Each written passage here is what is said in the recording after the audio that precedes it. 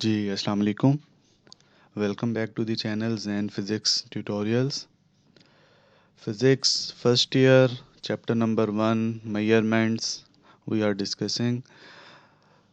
तो इसका जो लास्ट टॉपिक हम लोगों ने पढ़ा था, अगर आपको याद हो, तो that is assessment of uncertainty in the final result, जिसका पार्ट 1 हम लोगों ने पढ़ा था last time. Addition and subtraction और मल्टीप्लिकेशन और डिवीजन के हवाले से बात हुई थी। ठीक है जी।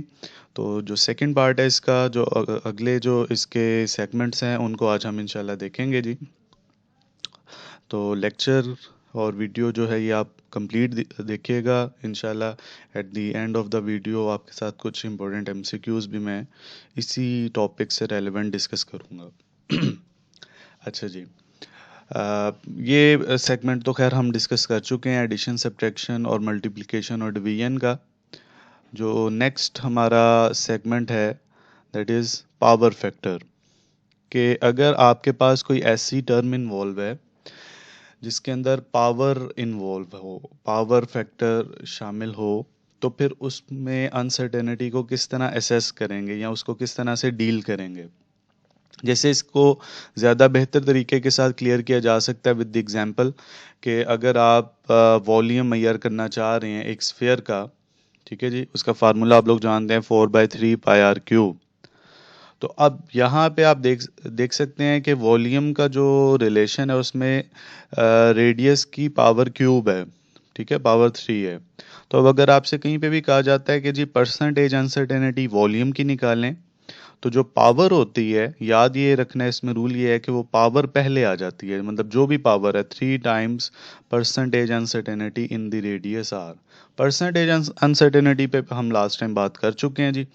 जैसे यहाँ पर एक वैल्यू रेडियस की उसने टेक्स्ट बुक में जो दी हुई है 2.25, ये वैल्यू हो गई। 0.01 जो है जी ये इसकी एब्सोल्यूट अनसर्टेनिटी है। अगर आपसे कहा जाता है कि इसकी परसेंटेज अनसर्टेनिटी कैलकुलेट करें, तो ये रिलेशन आ गया 0.01 डिवाइडेड बाय 2.25 मल्टीप्लाई बाय 100%। तो आंसर क्या आ गया जी आपका 0.4%। अब अगर आपसे ये कहा जाता है कि वॉल्यूम की परसेंटेज अनसर्टेनिटी क्या होगी, तो वो आप क्या करेंगे, 3 मल्टीप्लाई बाय 0.4 दैट इज़ 1.2%। ये वॉल्यूम की परसेंटेज अनसर्टेनिटी आ जाएगी। ठीक है जी। और वॉल्यूम जो है अगर आपसे कहा जाता है उसकी वैल्यू कैलकुलेट करें, तो 4/3 पाई आर क्यूब हो गया जी, 2.25 का क्यूब। तो यहाँ से ये आंसर आ गया जी 47.689, या राउंड ऑफ करके 47.7 आप लोग इसको लिख सकते हैं, जिसकी परसेंटेज अनसर्टेनिटी आपने कैलकुलेट की है 1.2%। तो आप एब्सोल्यूट वैल्यू निकालना चाह रहे हैं, तो 1.2 से मल्टीप्लाई किया, 100 से डिवाइड कर दिया, ये लास्ट टाइम कर चुके हैं आप, तो 0.6। तो ये वॉल्यूम का आंसर आ गया जी। ठीक है। तो ये टेक्स्ट बुक की जो कैलकुलेशन है, अगर आप इसके हवाले से देखेंगे, तो परसेंटेज अनसर्टेनिटी जो हम लोगों ने यहाँ पे कैलकुलेट की है वॉल्यूम की, उसमें चूंकि पावर इन्वॉल्व थी, तो वो जो पावर है वो पहले आ गई। एक दो और एग्जांपल से इसको क्लियर करते हैं। जैसे अगर यही क्वेश्चन एरिया के साथ पूछा होता कि जी आपने एरिया निकालना है, जिसका फार्मूला होता है cross sectional area pi R square. तो अब अगर आपसे कहा जाता है कि परसेंटेज अनसर्टेनिटी एरिया की क्या होनी थी, तो जो पावर है जी वो पहले आ जानी थी। कि 2 है पावर, तो 2 times percentage uncertainty in radius R. ठीक है जी। इसी तरह से एक दो और क्वेश्चंस या एमसीक्यूज के तौर पर ये काफ़ी दफ़ा आ चुका है, एनडी टेस्ट में भी और इवन एफएससी में भी आ सकता है, कि half M V square kinetic energy का फार्मूला है। उसने आपको क्वेश्चन में दिया हुआ है कि जी मास की परसेंटेज अनसर्टेनिटी 2% है, वो वेलोसिटी की 3% है। ठीक है, ये गिवन दी हुई है, मतलब कैलकुलेट नहीं करनी, उसने दी हुई है। तो आपसे कहा जाता है कि जी काइनेटिक एनर्जी की परसेंटेज अनसर्टेनिटी बताएं। अब यहाँ पर बहुत सारे बच्चे गलती क्या करते हैं कि 1/2 भी शामिल कर देते हैं। जो कांस्टेंट फैक्टर्स हैं, जो टर्म्स हैं, वो साथ वो नहीं आती जब आपने परसेंटेज अनसर्टेनिटी निकालनी।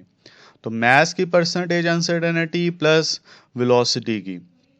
अब यहाँ पर ये भी देखें कि वेलोसिटी के ऊपर पावर 2 है, तो अभी बताया था रूल के पावर पहले आ जाती है, तो ये वेलोसिटी के साथ पहले आ गई पावर 2 टाइम्स 3%, और मास की 2% है, तो टोटल आंसर कितना हो गया जी 8%। तो ये इस तरह के भी क्वेश्चंस आपसे डायरेक्ट एमसीक्यूज के तौर पर पूछे जा सकते हैं कि जिसमें पावर फैक्टर इन्वॉल्व है, तो उसको आप लोगों ने किस तरह से डील करना है। ठीक है भाई। अच्छा जी, next one is the uncertainty in the average values, कि अगर एवरेज वैल्यूज हैं जी आपके पास, एवरेज कैलकुलेट करना चाह रहे हैं, उनकी भी अनसर्टेनिटी असेस करनी है। तो जैसे यहाँ पे वो कहता है जी कि सपोज एग्जांपल से ज़्यादा बेहतर तरीके से ये क्लियर हो जाता है कि 6 रीडिंग्स आपने मेजर की हैं, वो कहता है जी माइक्रोमीटर स्क्रू गेज से आपने 6 रीडिंग्स मेजर की हैं, ये रीडिंग्स हैं, ठीक है। तो अब आपसे कहा जाता है कि सबसे पहले आप इसका एवरेज निकालें, तो वो एवरेज क्या होगा, वो एवरेज होगा जी इन सारी वैल्यूज़ को आप लोगों ने ऐड किया, 6 पे डिवाइड कर दिया, तो ये एवरेज आंसर आ गया। अब आपसे कहा जाता है कि इसकी अनसर्टेनिटी फाइंड करें, तो वो क्या करना है आपने कि ये जो एवरेज आया है 1.21 जो आंसर आया है, इसकी डेविएशन या डिफरेंस निकालेंगे हर एक रीडिंग के साथ। मतलब 1.21 का डिफरेंस आप लेंगे 1.20 से, फिर 1.22 से, 1.23 से, जो डेविएशन आएगी वो ये 6 वैल्यूज़ आपको डिफरेंस जो है वो उनका वो ये मिल जाएगा, ठीक है जी। अब आपने इनका मीन लेना है, इनका एवरेज लेना है, तो ये सबको ऐड कर दिया, 6 पे डिवाइड कर दिया, तो ये आपका एवरेज आंसर आ गया। तो फाइनल आंसर आप लिखेंगे 1.21 प्लस माइनस 0.01 मिलीमीटर, ठीक है जी। तो ये सिंपल सा रूल है कि पहले सारी रीडिंग्स का एवरेज ले लिया और फिर उनकी डेविएशंस का भी एवरेज ले लिया, तो ये आंसर आपको मिल जाएगा, ठीक है। अच्छा, फिर लास्ट जो है इसमें, वो जो आखिरी पॉइंट है इसमें, वो है कि अनसर्टेनिटी, अगर एक टाइमिंग एक्सपेरिमेंट की बात हो रही है, एक ऐसे एक्सपेरिमेंट जिसमें आप टाइम पीरियड इन्वॉल्व है, टाइम पीरियड मेजर कर रहे हैं, तो वहां पे अनसर्टेनिटी कैसे निकालते हैं जी।